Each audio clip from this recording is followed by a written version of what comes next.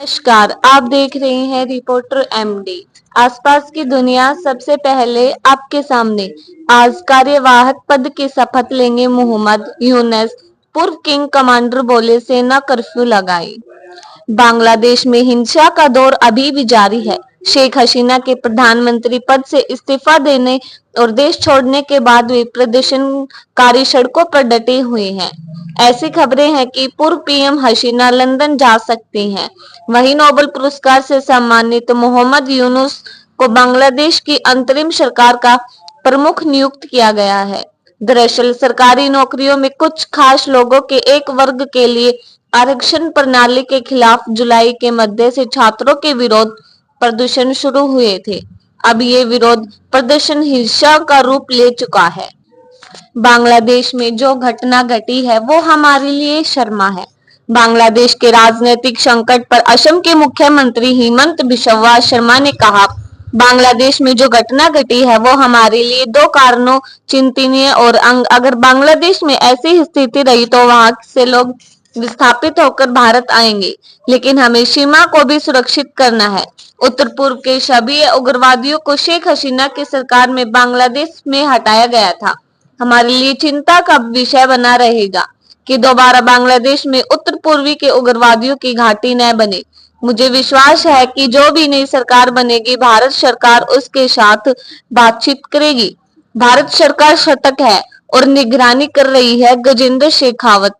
बांग्लादेश की स्थिति पर केंद्रीय मंत्री गजेंद्र सिंह शेखावत ने कहा, निश्चित रूप से यह दुर्भाग्यपूर्ण है कि हमारे पड़ोसी देश में ऐसी राजनीतिक अस्थिरता आई है। जिस तरह से एक निर्वाचित सरकार को गिराया गया है। एक व्यक्ति सब कुछ चुन सकता है, लेकिन अपना पड़ोसी देश नहीं चुन सकता। हमारे पड़ोस में जिस तरह की स्थिति पैदा हुई है, भारत सरकार सतर्क है और निगरानी कर रही है ताकि इसका किसी भी तरह से भारत पर असर न पड़े। बांग्लादेश की पूर्व प्रधानमंत्री जिया को मिला नया पासपोर्ट।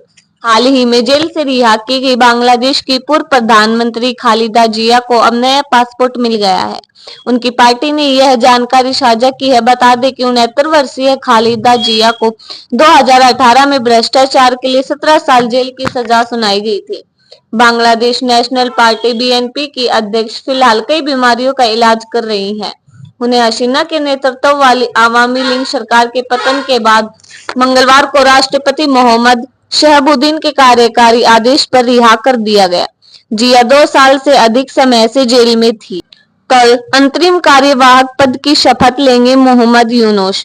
बांग्लादेश में राजनीतिक अस्थिरता के बीच अंतरिम सरकार के कार्यवाहक के तौर पर नोबेल पुरस्कार विजेता मोहम्मद यूनुस कल शपथ ग्रहण करेंगे।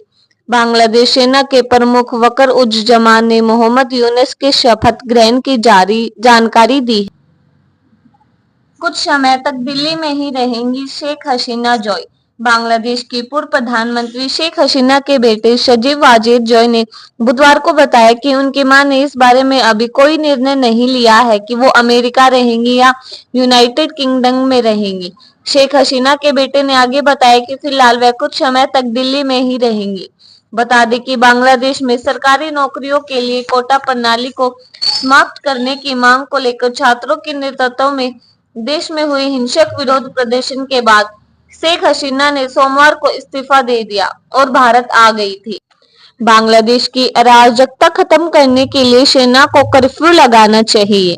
बांग्लादेश के मौजूदा हालात पर 1971 के युद्ध के दिग्गज और विंग कमांडर देवेंद्र जीत सिंह कलेर ने कहा, मंजर दिल दहलाने वाले हैं। किसी भी चीज पर नियंत्रण नहीं है। आगजनी और दंगे हो रहे हैं। भीड़ ही सब कुछ नियंत्रित कर रही है।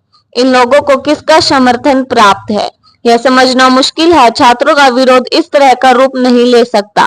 इसके पीछे कोई साजिश है। हिंदुओं पर बहुत अत्याचार हो रहे हैं। इतना सब कुछ छात्रों के बूते नहीं हो सकता। छात्रों की मांगे जायज हैं और उन्हें पूरा किया गया है। जब तक यह अराजकता खत्म नहीं हो जाती, अंतरिम सरकार कैसे बनेगी? इसे सिर्फ सेना ही खत्म कर सकती है। उन्होंने कहा कि सेना को कर्फ्यू लगाना चाहिए।